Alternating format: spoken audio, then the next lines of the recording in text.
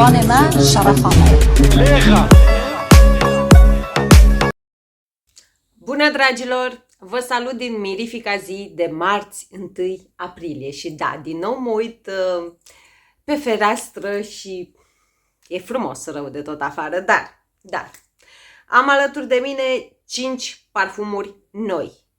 Noi însemnând facem unboxing, împărtășim primele impresii și așa mai departe. Dar My Scent of the Day, parfumul pe care eu l-am ales astăzi, parfumul cu care eu pășesc în luna martie, era să spun, în luna aprilie, vine de la Fragrance World și se numește Addicto Noir. Și da, cred că după sticlă și după nume știm cu toții din ce se inspiră acest parfum. Și am și varianta originală, să rămână Teo.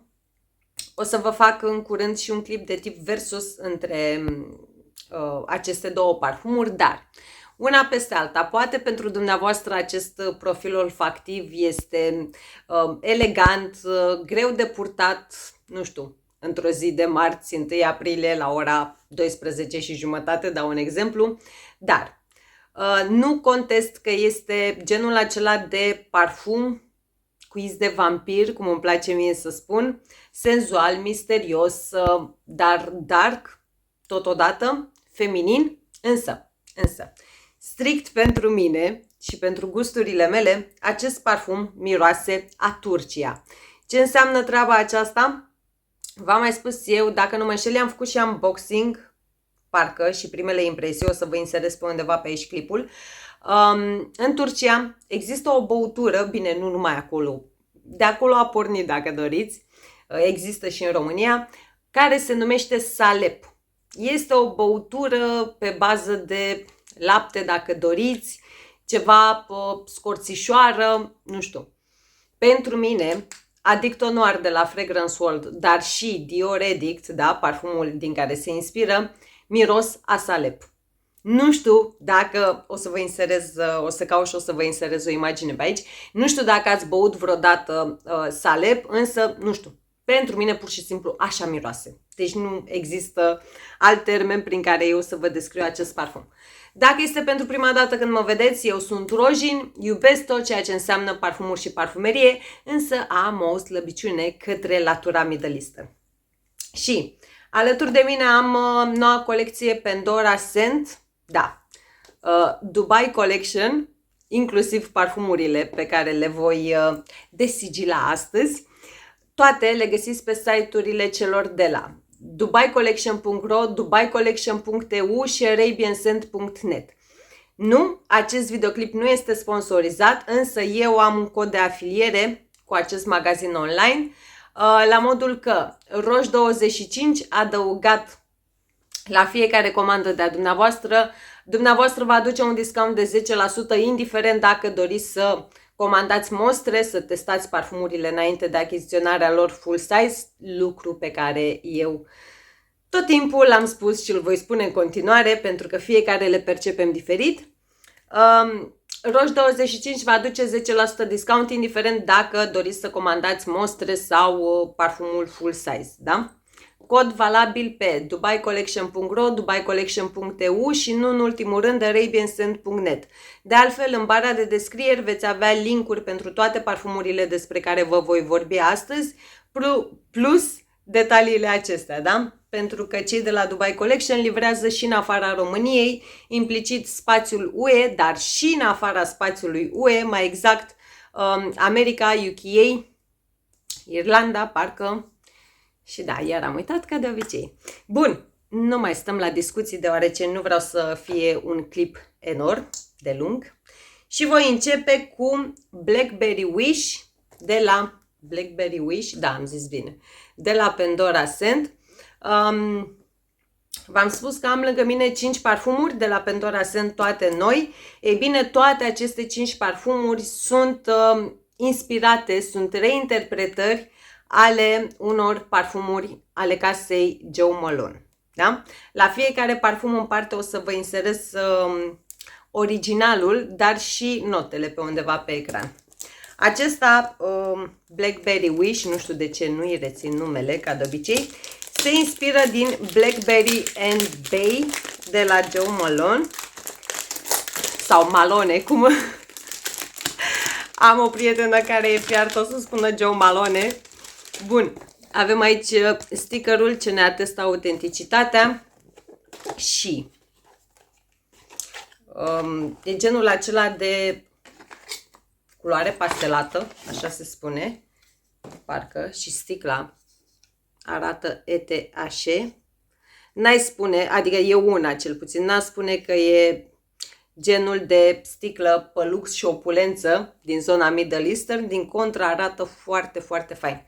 Bun, hai să vedem, mă uit că am și bloterele alături de mine și nu știu dacă să testez pe bloter sau pe piele, dar fiind 5, hai direct cu ele pe piele. Bun. Atomizor presurizat înainte și înainte de toate și împrăștie foarte frumos parfumul. Proaspăt, soft, dar fructat totodată. Nu știu de ce, acum pentru o primă impresie, pentru o primă pulverizare, mi se pare a fi genul acela de parfum total unisex, adică aș putea vedea un bărbat purtând acest parfum. Are o fină adiere verde, dar, cum să spun eu, efervescentă, acidulată în același timp. Frunză de dafin, da, are și partea aceasta aromatică, o frunză de dafin pe undeva pe aici. O frunză de dafin pe care eu una o percep destul de clar conturată, dacă pot spune așa, adică dacă vă știți că aveți o problemă cu frunza de dafin în parfumuri, mostră înainte. Are și chestia aceea, îți lasă senzația aceea, nu știu, o senzație ca și cum ai un ceai în fața ochilor și pur și simplu adulmeci izul acelui ceai, da? Este fin ceios, dacă mă pot exprima așa. El se numește Blackberry Wish, însă la partea cu și despre mure aș putea spune că, nu știu, adică eu una cel puțin acum la prima pulverizare, ca o primă impresie, nu pot pune degetul strict pe fruct, strict pe mure, ci mai degrabă, și mă umflă râsul, mi-aduce în fața ochilor, dacă doriți, un tufiș. Da? Adică e și partea de mură ca și fruct, dar este cu tot cu crenguțe verzi, frunze verzi și așa mai departe, da? Fructat verde, fin aromatic, dacă doriți, așa să-i fac o descriere pentru o primă pulverizare. Da, și în continuare, nu știu, ori datorită acordului acesta fiind de tot verde și atingerii acelea aromatice date de foaia de dafin, acum parcă se domolește fiind de tot acea foaie de dafin. Poate, datorită acestor doi factori, eu l-aș încadra ca și parfum unisex. Cel puțin acum, pentru o primă impresie. Bun, trecem la următorul. La final o să facem recapitularea finală ca la școală. Iar următorul se numește Nectarine Haze, care vine în același ambalaj și este inspirat, aici stickerul care atestă autenticitatea, este inspirat de Nectarine Blossom and Honey, dacă zic eu bine, vi le inserez pe ecran oricum. Și hai să vedem ce avem noi aici. Și spun așa, hai să vedem ce avem noi aici cu jumătate de gură, deoarece puține parfumuri cu și despre... Vai, ce faine! Da? Deci, la fel, tot culoare pastelată. Nu știu, chiar... Hai să zic că aș duce sticlele astea în zona minimalistă. Nu știu, mie una îmi plac. Spuneam că hai să vedem cum e parfumul, pentru că puține arome cu și despre nectarine, piersici, îmi plac mie cu adevărat. La modul că am întâlnit acordul de nectarină / piersică, nu foarte fericit, ca să nu zic sinteticuț, redat în alte parfumuri. Dar hai să vedem ce ne spune. Ce am uitat eu să vă spun până ne spune parfumul. Capacele sunt din plastic. Da? Plastic simplu. Să vedem ce ne spune Nectarine Haze. Haze? Da. Da. Deci îmi plac atomizoarele de nu se poate.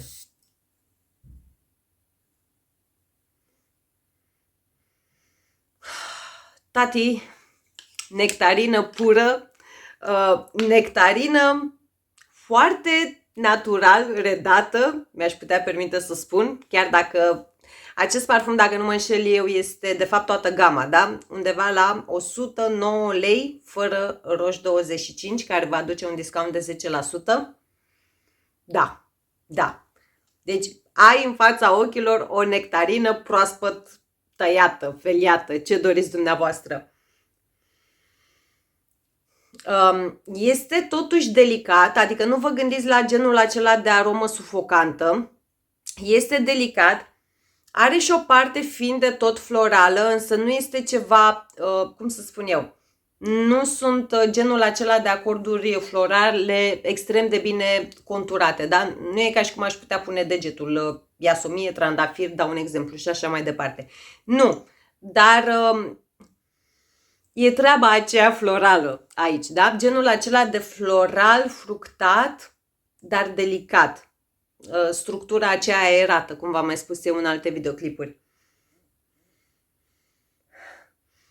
Acesta, nu știu de ce, mă face să-l înclin către latura feminină, adică eu una personal nu cred că un domn ar putea purta așa ceva, însă din nou, testați și fiecare poartă ce vrea și ce-i bucură sufletul, dar strict părerea mea proprie și personală, un domn nu ar putea purta Nectarine Haze.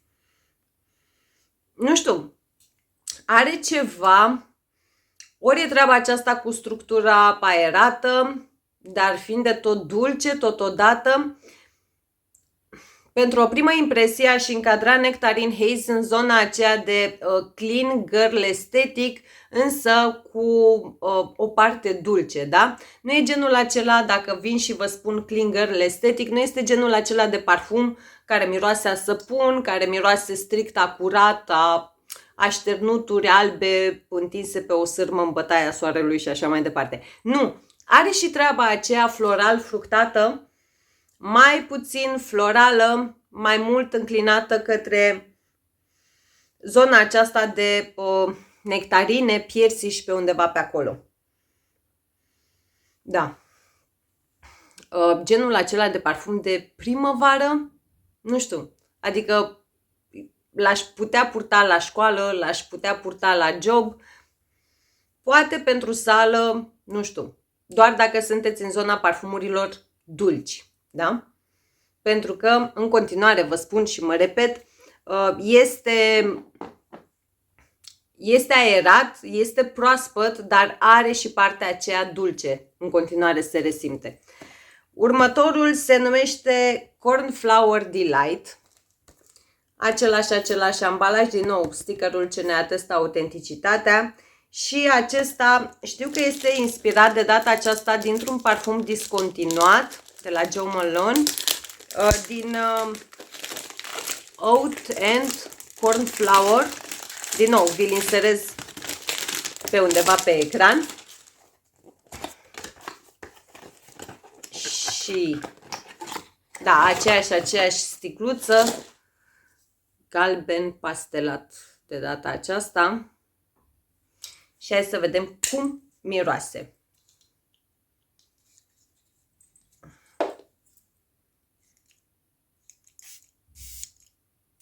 Deci ador atomizorul. Am o problemă cu atomizorul în sensul că îmi place.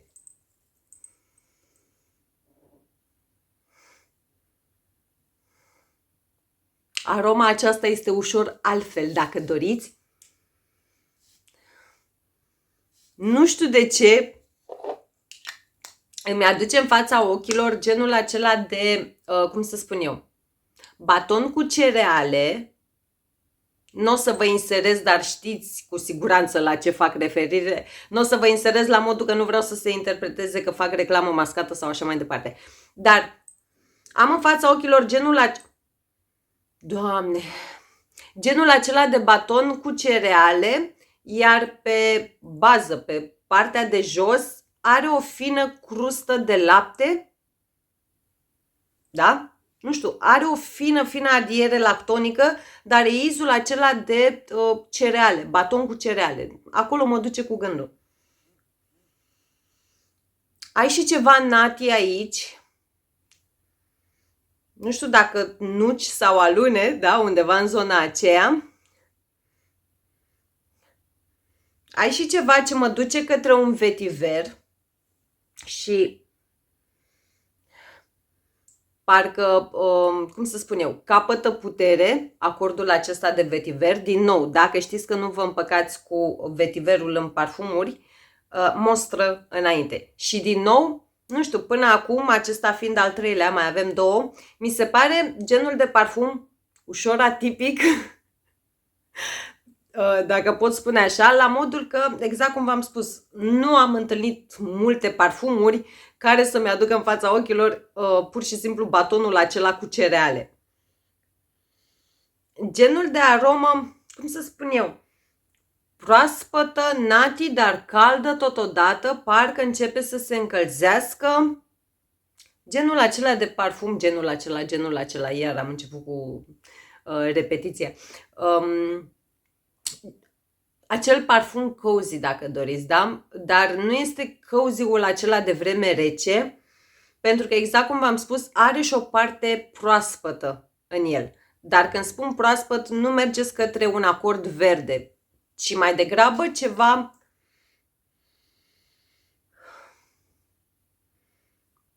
Nu știu dacă are sens, dar asta îmi spune mie, da? Transmite simțul olfactiv, genul de floral proaspăt, da? Floral proaspăt cu partea aceasta nati, caldă, fiind de tot gurmandă, dar când spun fiind de tot gurmandă, nu mergeți cu gândul către gurmandele strong, da? Gen Bianco Latte și așa mai departe. Nu. Când spun gurmand, automat să luați în calcul și treaba aceasta de baton cu cereale. Pentru că pur și simplu, nu știu, acolo mă duce cu gândul. Nu știu dacă l-aș purta strict ca parfum de sine stătător când aș merge la job, adică mai degrabă, exact cum v-am spus, pentru mine e acea aromă cozy all season, dacă doriți. Da? E genul de parfum pe care eu l-aș purta în timpul liber și cu siguranță l-aș stratifica cu multe alte parfumuri. Dar nu e rău, doar că, din nou, mă repet, e un alt fel de parfum. Exact cum v-am spus, nu am un al doilea parfum care să mă ducă cu gândul către un baton cu cereale atât de natural redat. Chiar nu mă așteptam, mai ales că la acesta nu cunosc originalul fiind un parfum discontinuat. Nici n-am idee când a fost discontinuat. Cunosc destul de multicele OG-uri de la Joe Malone, însă nu și acesta. Oat and Cornflower. Bun. Penultimul este Fig Fet, cum îmi place mie să-i spun. Din nou, stickerul ce ne atestă autenticitatea, iar acesta este inspirat din Fig and Lotus Flower. Ce am zis? Bun, smochină. Hai să vedem. Pentru că da, e un acordul acesta de smochină pe care eu încep să-l iubesc din ce în ce mai mult. Din nou, o culoare pastelată, același format la sticlă. Aici n-am dat cu nimic. Hai să vedem. Deci cred că mi-aș petrece o zi întreagă pulverizând și uitându-mă la... Vai de viața mea!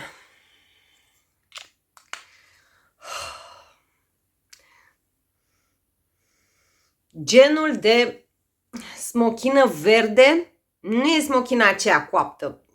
Nu știu, are ceva verde fructat, dacă doriți, dar strict în zona smochinei. Din nou, nu știu cum au reușit, dar este extrem de natural redat. Are ceva floral acvatic în el. Nu știu de ce mă duce cu gândul către un spa dintr-un resort de lux, da? Genul acela, Doamne, cum e? Doamne Dumnezeule, deci nu știu. Da, pur și simplu asta mi-aduce în fața ochilor. Spa de 5 stele, ca să vă zugrăvesc imaginea, extrem de relaxant totul, extrem de liniștitor. Are și o parte dulce, însă nu pot spune dacă este ceva floral sau fructat. Pur și simplu îmi vine acum o parte dulce, exact cum v-am spus, dar fiind de tot lemnoasă totodată. Acesta, de până acum, nu știu, mi se pare că, din nou sună clișeu, dar miroase cel mai scump. Da? Fig fet. Miroase extrem, extrem de scump. Din nou, dacă sunteți domni și nu vă feriți de acordul acesta de smochine în parfumuri, dar și de combinația aceasta dulce, floral, acvatic, pe o bază lemnoasă, presupun eu, da, din nou consider că este genul de aromă total, total unisex. Unde l-aș purta? Nu știu, pe timp de vreme caldă, cu siguranță ar putea fi chiar un parfum semnătură. Are ceva aparte în el, are ceva extrem de atrăgător. Știu, sună ciudat, mai ales că v-am spus că mă duce cu gândul către un spa dintr-un resort de lux, însă totodată, exact cum v-am spus, partea aceea dulce, partea aceea floral acvatică, floral acvatic lemnoasă, nu știu, e o combinație, genul acela de aromă addictiv, dacă doriți. Este proaspăt, dar cremos totodată și din nou persistă, da? Din nou este prezent în continuare, adică nu dă semne că s-a restompat, izul acela lemnos, acordul acela lemnos. 100 din 10 de la prima pulverizare, chiar dacă celorlalte parfumuri nu le-am dat notă. Deci e bestial, mai pe românește. Da, nu mă așteptam. Foarte, foarte fain. Foarte fain. Bun. Ultimul, dar nu cel din urmă, avem aici Poppy Pulse, care, ce să vedem, din nou, stickerul ce ne atestă autenticitatea. Oare din ce se inspiră acesta? Din nimeni altul, Scarlet Puppy Intense. Da, deci are o folie ambițioasă, că trebuia să am eu ceva de genul și în videoclipul de astăzi. Ia să vedem. Mai am parfumuri inspirate, scuze, din acest ADN, din acest profil olfactiv. Îl ador și dacă vă întrebați de ce nu am și OG, ei bine, pe pielea mea nu are performanțe ok. Da? Dar asta este strict pe pielea mea. Acum, dacă dumneavoastră îl aveți și pe dumneavoastră are performanțe minunate, nu pot decât să mă bucur. Din păcate, pe mine, nu. Hai să-l dau aici. Atomi.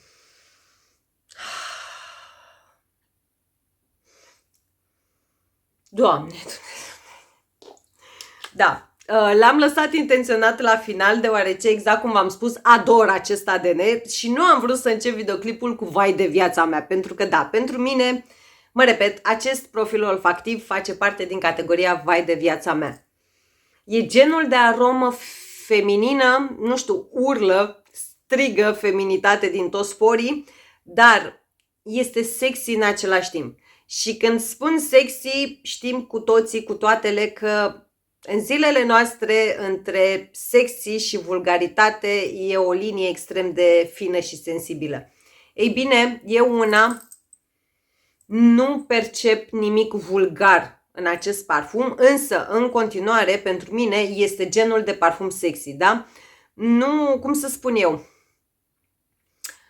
sexy-ul acela de pe timpuri, dacă mă pot exprima așa, cu toate că sună de parcă aș avea 150 de ani, dar nu mai contează, da? Adică nu, încă o dată mă repet, absolut nimic vulgar, nu este sexy-ul acela. Am alte parfumuri cu is sexy, dar cu subton carnal, dacă mă pot exprima așa, și dacă mă urmăriți de ceva timp, știți că am eu câteva videoclipuri în care spun parfumuri de făcut copii. Ei bine, acesta nu este un parfum de făcut copii, este pur și simplu feminin și sexy. Foarte, foarte sexy. Este pudrat, este cremos. Iar pentru nasul meu, nu știu, e o chestie în legătură cu acest ADN. Adică inclusiv în Scarlet Puppy Intense, inclusiv în celelalte inspirații, și observ că și în aceasta de la Pandora Scent, eu resimt o fațetă undeva în fundal, mai exact, da, deci undeva în fundal, nu e ceva in your face, dar undeva într-un fundal îndepărtat, eu resimt o fațetă migdalată cu subton de cireșe, dar din nou, inclusiv la OG, deci începând cu OG, terminând cu toate inspirațiile sale. Undeva în fundal e ceva migdalat cu subton fiind de tot de cireșe. Însă dacă spun lucrul acesta, nu duceți, în caz că nu cunoașteți acest parfum sau acest profil olfactiv, nu-l duceți către zona aceea, cum să spun eu, fructat gurmandă. Nu. Chiar dacă eu, mă repet, spun că simt această fațetă migdalată cireșată, dacă ar fi să mă joc un pic cu cuvintele. Pentru că avem aici o combinație de genul vanilie, tonka, acord floral, da? Care echilibrează treaba aceasta migdalat cireșată. Dar în continuare, dacă vă plac parfumurile pudrat, cremoase, feminine, din nou mă repet, sexy, dar nu vulgare, și doar dacă cunoașteți parfumul din care se inspiră, este un safe blind buy. Dacă nu, neapărat testați înainte. Categoric, pentru mine este 100 din 10, nu știu, adică eu port acest profil olfactiv inclusiv vara. E drept, mai puține pulverizări, însă chiar și vara îl port. Pentru mine e genul de aromă all season și l-aș duce în zona aceea de parfum semnătură. Nu știu, nu am o relație, am o legătură specială în legătură cu... Am o relație specială în legătură cu acest profil olfactiv. Beau o leacă de apă, spăl nasul și facem pe repede înainte recapitularea finală. Bun. Cu ce am început? Cu Blackberry Wish. S-a mai domolit izul acela de frunză de dafin. Parcă și acordul acela verde și el s-a temperat, rămâne undeva în fundal. Parcă începe să iasă în evidență mai mult fructul în sine, mai mult acordul acela de mure. Dar nu știu, în continuare, spre deosebire de celelalte, mi se pare genul de aromă unisex. Da, este genul acela de summer scent, dacă doriți, adică vara pe 40 de grade, cu siguranță l-aș purta, deoarece, nu știu, nu e nimic copleșitor, din contră, genul acela de parfum, cum îi spun eu, precum o gură de aer proaspătă. Da? În zona aceea l-aș duce. Dar e fain. Dacă ar fi să-i dau o notă, așa, pentru o primă impresie, hai să zic un 9,5 din 10 și vă explic imediat de ce 9,5.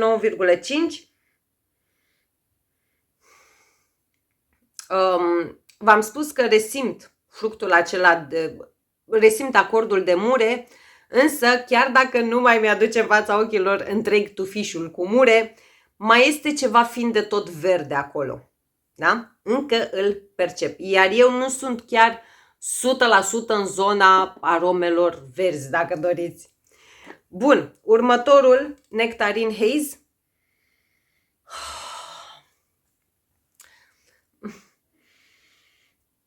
Pur și simplu, adică am nectarina aceea în fața ochilor, dar mai degrabă, decât pulpa în sine, decât fructul în sine, în momentul de față, mai degrabă e ceva ce îmi scoate în evidență, dacă doriți, mai mult coaja nectarinei, nu știu, e ceva ce mă duce în zona aceea. Dar, din nou, este dulce, dar nu este dulce copleșitor, este aerisit. L-aș purta vara, cu siguranță da, dar cum să spun eu, pe timpul zilei cu mai puține pulverizări și poate aș pulveriza mai mult pe timp de seară. Da? Pentru că în continuare este genul acela de fructat dulce. Are partea aceea dulce. Dacă înțelegeți ceea ce vreau să spun. Dar nu știu, e genul acela totodată de aromă extrem de feminină. În continuare nu aș vedea un bărbat purtând Nectarine Haze. Dar cum să spun, femininul acela romantic, dacă la prima pulverizare a fost ceva ce l-am dus în zona de clean girl estetic cu o parte fructat dulce, în momentul de față e genul de parfum pe care eu una, dacă ar fi să am cununia civilă sau logodna sau așa mai departe vara, cu siguranță l-aș purta. Nu știu de ce, e genul acela de aromă pe care eu așa o asociez, cu o logodnă vara, cu o căsătorie, o nuntă vara. Nu știu, nu mă întrebați, dar asta mi-aduce acum. La o primă impresie, asta mi-aduce în fața ochilor. Feminin, proaspăt, dar dulce, fructat, romantic, da? Undeva pe acolo. Ia să-l vedem pe Cornflower Delight. De acesta chiar sunt foarte curioasă.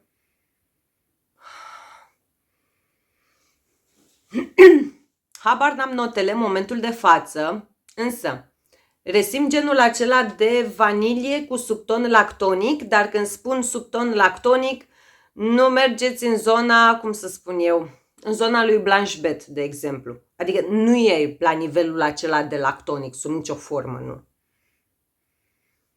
Dar în continuare, parcă, cum să spun eu, parcă am un bol de data aceasta de lapte cald, pentru că are o căldură aparte, nu mă întrebați de unde, dar eu așa resimt, așa percep.